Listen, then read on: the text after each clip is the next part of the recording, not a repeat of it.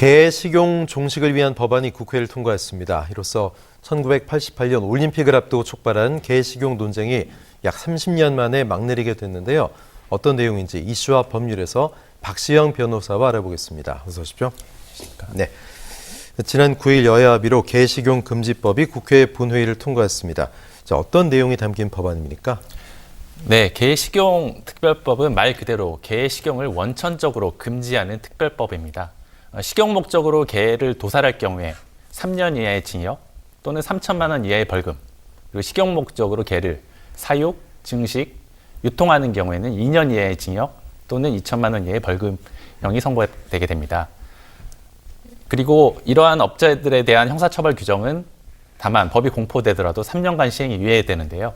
개 고기나 이런 업종에 종사하는 사람들로 하여금 다른 업종으로 전환할 수 있도록 합리적 범위 안에서 경제적 지원을 하는 내용도 포함되어 있습니다. 네, 그렇다면 궁금한 것이 개 식용 금지법이 통과되기 전에는 식용 목적으로 개를 도살하거나 이를 유통하는 경우는 처벌 대상이 아니었습니까?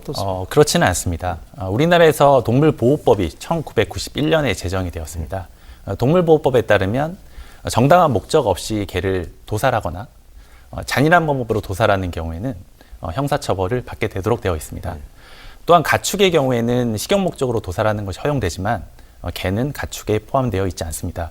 따라서 기존의 법령을 종합해서 보더라도 식용 목적으로 개를 도살하거나 특히 잔인한 방법으로 도살하는 경우에는 형사처벌을 받을 수 있습니다. 다만 개의 식용을 명시적으로 금지하는 규정이 없다 보니까, 그리고 어떤 것이 과연 잔인한 방법의 도살인지에 대한 명확한 판단 기준이 없다 보니까 아무래도 형사처벌이 이루어지는 경우가 좀 드물었습니다. 그래서 이번 법안이 통과됐기 때문에 기존의 법적 공백이 완전히 해소가 되어서 앞으로 처벌이 가능해진 것입니다. 네, 개 식용 금지법 국회 통과까지 동물보호단체들 그리고 육견협회 간 갈등이 격화되기도 했는데 또 찬반 의견도 팽팽하지 않았습니까? 법안 통과까지 참 많은 논란들이 있었죠? 그렇습니다. 국회에 따르면 2023년 11월 기준 전국에 1,150개의 개 사육 농가가 있습니다. 이 사육 농가에서 기르고 있는 개만 약 52만 마리로 추정됩니다.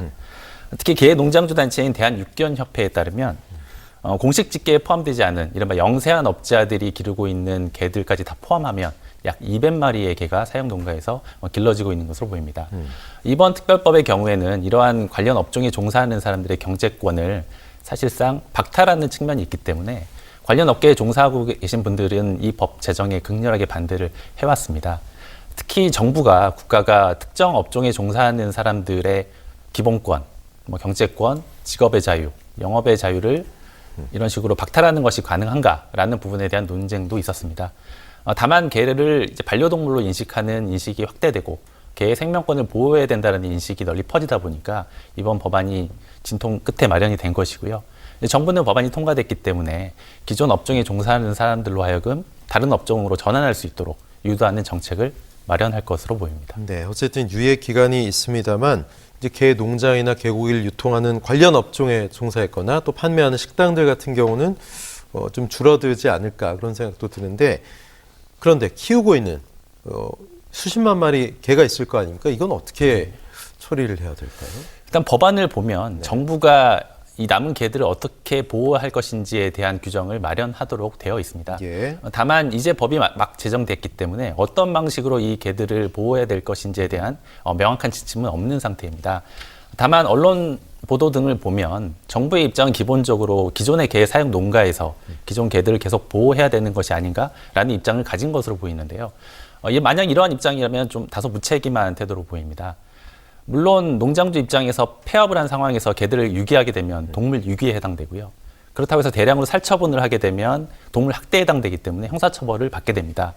그렇다고 해서 이미 폐업을 한 상황에서 적게는 수십 마리, 많게는 수백 마리가 되는 개들을 그대로 기르라고 요구하는 것은 현실적으로 비용이 들 거 아니에요. 그렇습니다. 네. 그래서 일단 현실적인 방안으로는 유기견들을 보호하는 동물보호센터 등에서 기존 개 사육농가에 있던 개들을 수용해서 보호하는 것이 현실적인 방안이 될 텐데, 현실적으로 기존 시설만으로 과연 그 많은 개들을 다 수용할 수 있을 것인지 이런 부분에 대한 우려가 있습니다. 실제로 유기견들의 경우 상당 기간 보호자들이 나타나지 않아서 입양되지 않으면 안락사가 되고 있는 것이 그렇죠. 현실입니다. 네. 그래서 이번 법이라는 것이 결국 개의 생명권을 보호하기 위한 차원에서 마련된 것이라면 기존 사육농가에서 길러지고 있는 개들이 안락사가 되지 않도록 구체적인 방안이 마련되어야 할 것으로 보입니다. 네, 말씀하신 이런 문제도 있고 개식용 금지법이 통과됐지만 남은 과제들이 좀 많아 보입니다. 가장 시급한 게 어떤 게 있을까요? 아무래도 가장 시급한 것은 기존의 개와 관련된 개 식용과 관련된 사업에 종사하고 계신 분들을 어떻게 보호할 것인지의 이슈입니다. 그분들 생존권이요. 그렇습니다. 네. 일단 법을 보면 이들이 업종을 전환할 수 있도록 경제적 지원을 하도록 되어 있지만 말씀드린 것처럼 필요한 범위 내에서 합리적 범위의 지원입니다. 즉 이들이 입었던 피해를 전액을 보상하는 것이 아니라 가능한 범위 내에서 지원을 하는 것이기 때문에 과연 그런 차원에서 충분한 보상이 이루어질지에 대해서 일단은 의문을 갖고 있는 것이 현실이고요.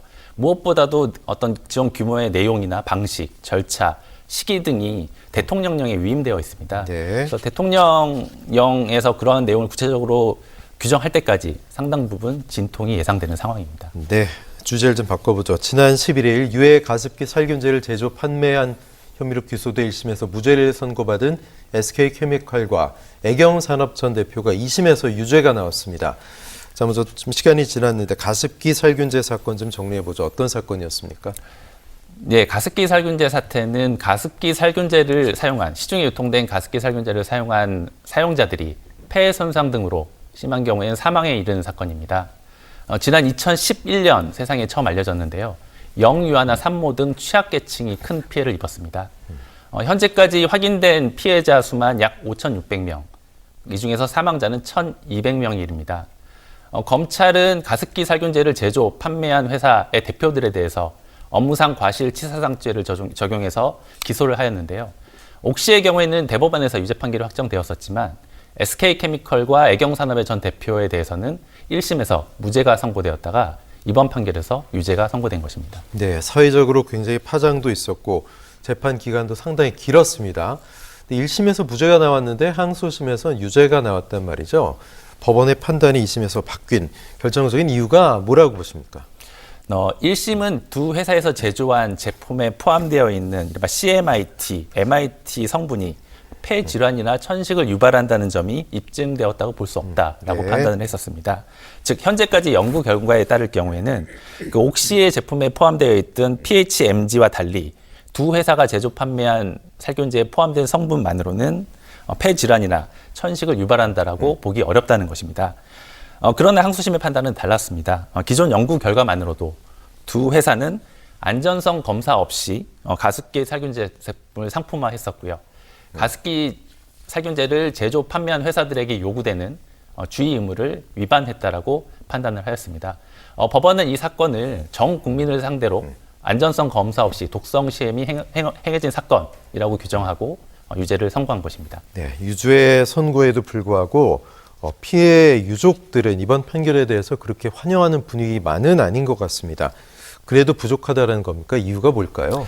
그렇습니다. 적용된 혐의가 업무상 과실치사죄입니다. 업무상 과실치사죄의 최고 형량은 금고 5년형입니다. 그렇기 때문에 법원에서 이 대표들에게 금고 4년을 선고했기 때문에 결코 가벼운 형이 선고된 것은 아닙니다. 다만 법원은 이들에게 금고 4년형을 선고하면서도 법정 구속은 하지 않았습니다. 네. 그렇기 때문에 피해자들 입장에서는 가벼운 형이 아니냐 이런 입장인 것이고요. 특히 피해자들은 이 사건에 대해서 미필적 고의에 의한 살인죄가 적용되어야 한다는 입장을 밝혀왔습니다.